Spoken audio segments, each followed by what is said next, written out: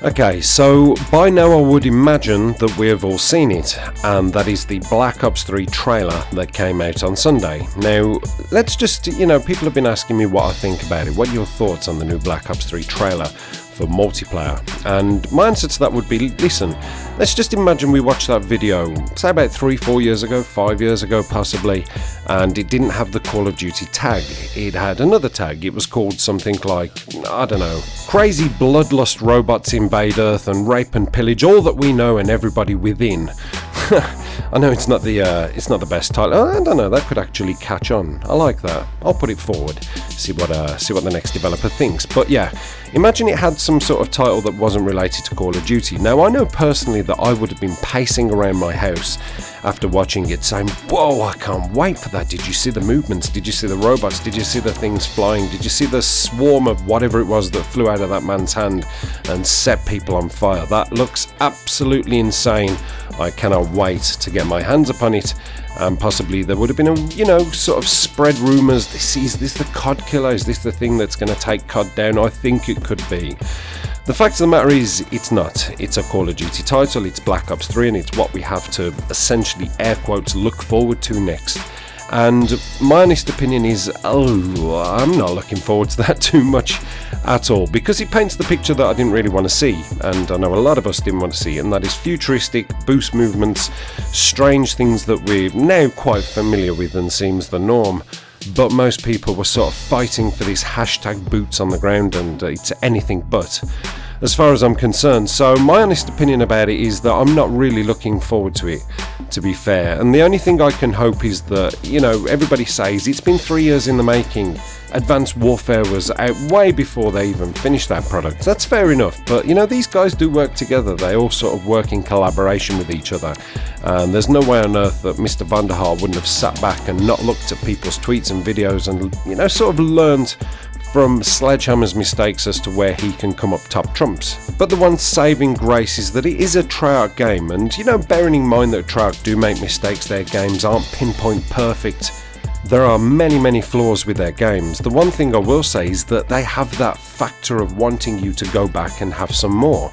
Black Ops, I want to go back and play it some days. I think about it with a sort of feeling of funness in my heart, and I think, I want to go back and play some Black Ops, and then it sort of disappoints me a little bit. But Black Ops 2, it's the longest running Call of Duty as of yet, with the most concurrent players online, still playing, still enjoying it, still getting frustrated, but still wanting to go back for more because it's aesthetically pleasing to the eye. Yes, the graphics aren't the best, but it has that pleasing element to it. The colour palettes are nice to look at. The playability is fun, and the bullshit is very real, but we all want to keep going, well, not all of us, but most of us want to keep going back and playing some more, and we still want to watch gameplays. The gameplays are still very entertaining, they're still fast paced, and they still kind of leave you hungry wanting more. After watching somebody upload a gameplay that's good, sort of makes me think, I'm going to put my Black Ops 2 disc in and I'm going to have a bash and see how this fares up.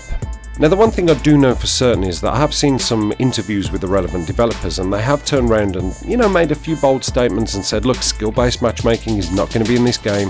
It's going to have the same playability factor as Black Ops 2, which is good. It's a good thing. Because, don't get me wrong, I wasn't really keen on the, the advanced movements in Advanced Warfare. It wasn't really for me.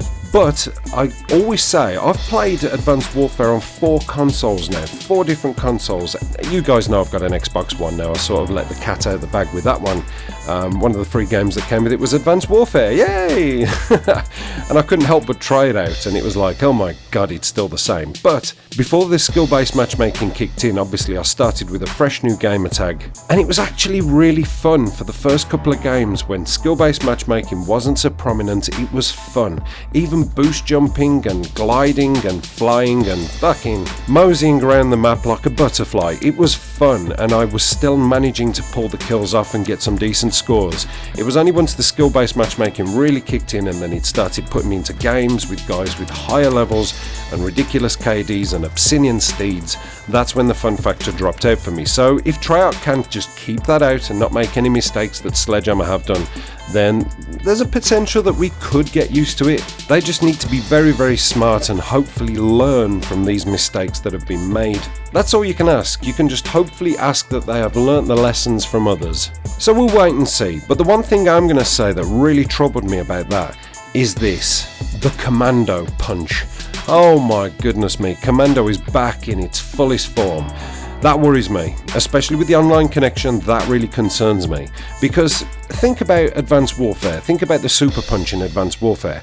How many times was there a guy coming towards you and he was far enough away that you thought you could get the drop on him, and all of a sudden he teleported towards you and punched you in the sky?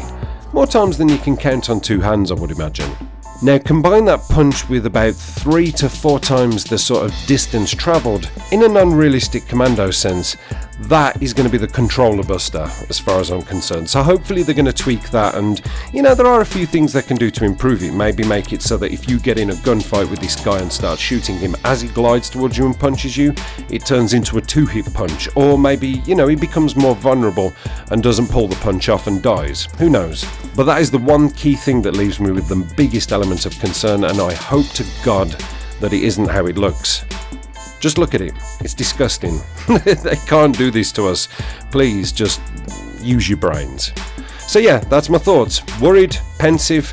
The one thing I will say is, though, it's probably worth pre-ordering to try out the beta, because then at least if you don't like it, you can just cancel your pre-order. It's a bold move from Treyarch, but it's one that could work in your favour and, stop you making the mistake of paying out a lot of money for something that you're not very happy with. So yeah, thanks for watching, guys. Apocalypse done.